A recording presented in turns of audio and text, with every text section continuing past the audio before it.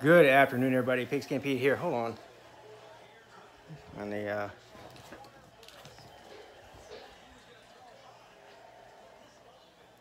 not quite halftime yet. For anybody who's joining me, what is Miami doing? Somebody please let me know. I mean, what an embarrassment. Now this game's not over, but it's pretty much over. I'm going live on my phone because I didn't have time to set everything up. But I'll tell you why this game's going the way it's going. In my opinion, and my opinion is the only thing that matters. Good afternoon, everyone that's in here right now. Fox 87, Will Jones, Pac-12, Alonzo. I know you're not happy right now. Listen, I'm not happy. I'm gonna tell you what I'm not happy with. Is Mark Richt. That second quarter when Ed Orgeron doesn't have two brain cells to rub together and nobody can understand a single word he says. He goes for it on two consecutive fourth downs. The first one he gets it. The second one he draws Miami off sides. The very next drive, LSU's got all the momentum in the world. Fourth on the 40 of LSU. Fourth and 2? And Mark Richt punts it, and it was a terrible punt. He punted like 15 yards. I mean, I gotta say something here. Miami has more talent than LSU. They have a better coach than LSU does. But listen, Ed Orgeron at least has a pair of cojones, and Mark Richt does not. And if Miami loses this game, which it looks like they probably will, I mean, look, there's a lot of football left to go. I'm not going to say that the game's over. I'm still pulling for Miami. I'm extremely disappointed, though, in Mark Richt. And also the quarterback play for Miami. And we all know how I feel about Rozier. He's not playing well. If Mark Richt has any sense and any balls, the first thing he'll do is make a quarterback change at the half. Because what do you have to lose? The second thing he'll do is start taking more chances. I mean, if you're losing 27-3, what do you have to lose at this point? Anyway, I'll stop ranting now. What do you guys got here? It's so much harder to read these comments on this phone. I'll tell you what, man. I know people are going to be saying, "Oh, you know, the SEC versus..." This has nothing to do with SEC versus ACC. I promise you that much. This has everything to do with the coaching. And I'm trying to keep one eye on the stream and one eye on the game here because there's still 2 minutes left in this half. Over under how many fights break out in the second half? I mean, the game was salty from the beginning. Miami looked like they were ready to play in the first quarter. And again, like I said, the momentum switch in this game happened when LSU went for it on those two consecutive fourth and shorts and converted both of them. And then the very next drive, Mark Richt has his chance. He's in LSU territory and doesn't go for it on fourth down. Like, that sends that's a huge message to your team. And you look over him on the sideline, and he just looks like he's at a tea party with a bunch of pregnant women. No emotion whatsoever. I mean, I don't get it at all. If you look at all the great coaches in college football right now, whether it's Urban Meyer, Dabo Swinney, Nick Saban, they're all show emotion, and their team feeds off of that. He stands over there with his arms crossed, looking like, you know, you wouldn't even know he was in a big game right now. I don't like that at all. I mean, I'm not saying... I think Mark Richt is a great football coach as far as X's and O's and recruiting players and sending out a good message. But in big games like this, whenever the game's on the line and you have to make big decisions, he's a coward. Or at least he's being a coward tonight. And I would like to see how he responds to this at halftime. Will he make some sort of change to send a message to the team?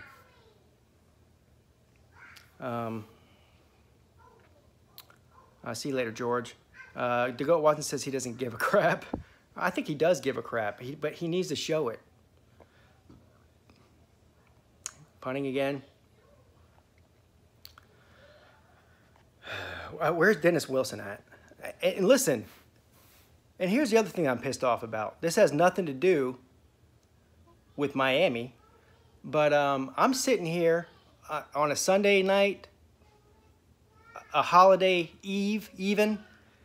I'm sitting here yelling at the TV for the past hour and a half like I care about Miami. Getting my blood pressure up for no reason. Like Clemson's playing. I need to save my energy for next week.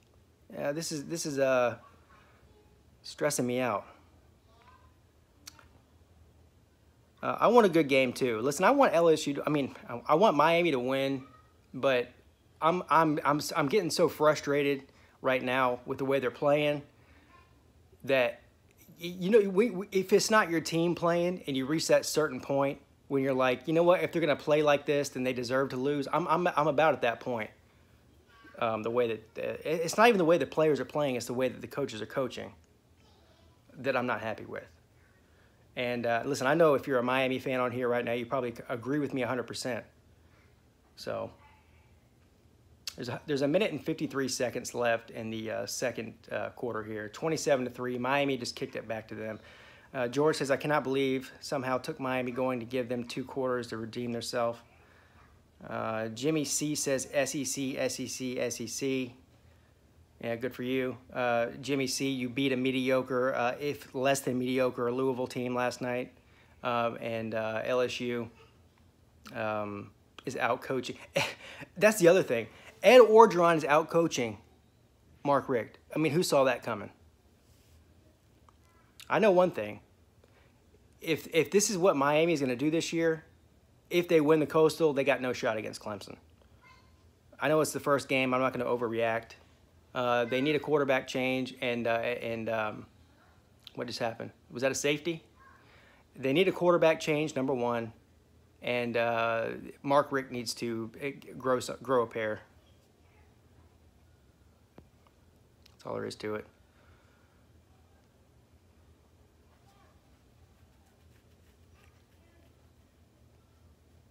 Burrows looks like the best quarterback they've had in a while. That's not saying much. Well, that is true. Burrows, I will tell you this, though.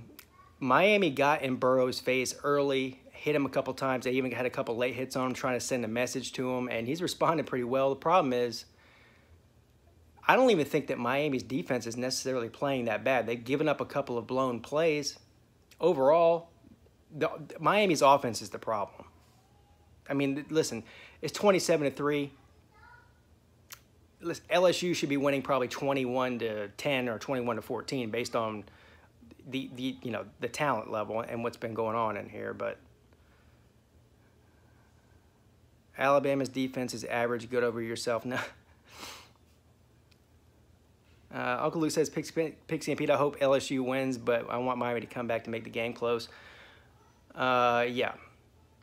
They got a long hill to climb. And like I said, the game isn't over. I know it's a 24-point game. The game is not over.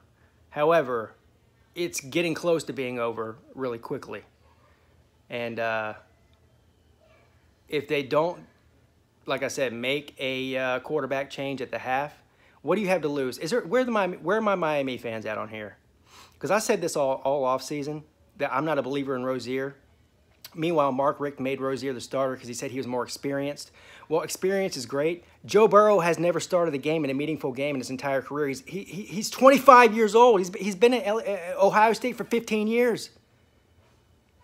He's doing okay. You've got to get the guy in there that can move the ball down the field, and that is not going to happen with Rozier. I'm sorry. I'm sure Rozier's a great guy. Okay? I know he won 10 games last year in a row before he got slaughtered at the last 3 games. I'm sure he's a nice kid. I'm sure he's got a nice family. I'm sure he goes to church. I'm sure he gives to the poor. But he's not going to win anything for you. It's time to make a change.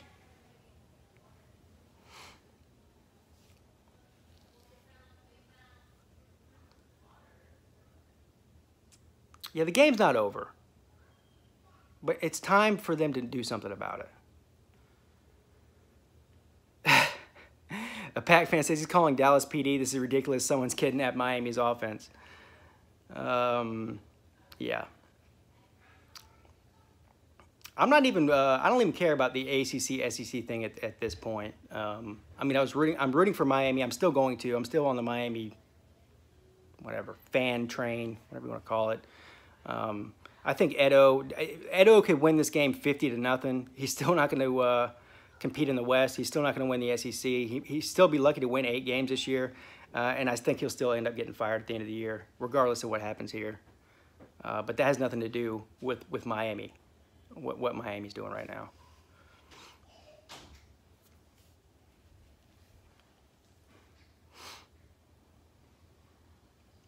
SEC Dog says Tennessee probably missing Lyle. At least he went undefeated. Oh. And I'll tell you one thing. The only way that Miami has a chance to get back in this game at this point is we haven't seen the turnover chain once yet. They need some turnovers, big time.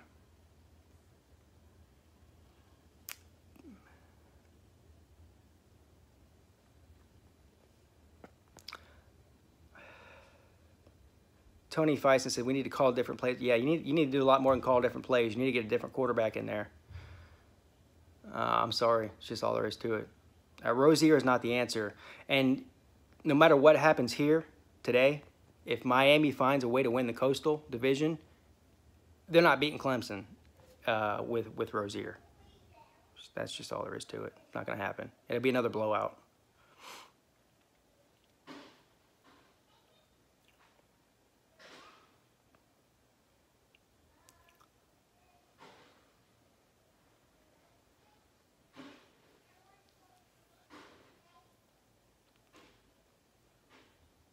So I'm trying to keep one eye on this game.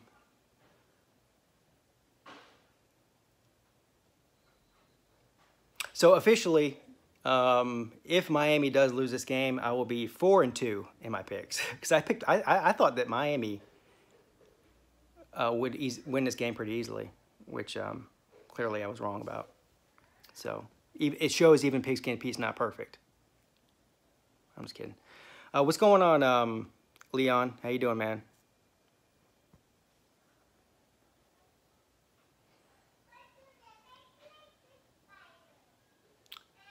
Yeah, so who got the ball in the first half? I can't even remember.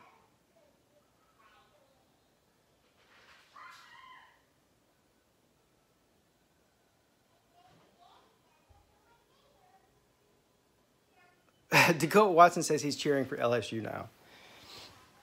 I mean, I'm not going to flip-flop like that. But this is it's just not good. Miami got the ball in the first half. Okay, so good news, Miami fans. LSU gets the ball in the second half.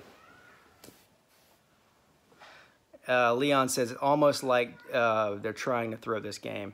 Yeah, that's the way it looks.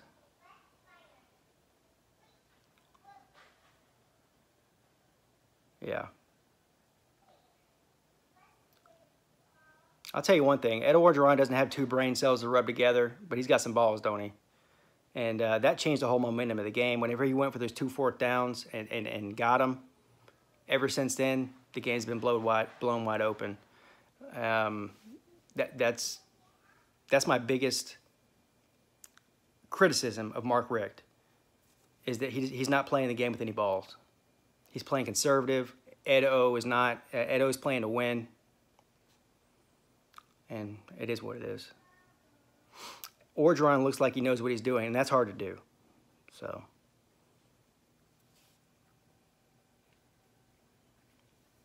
yeah.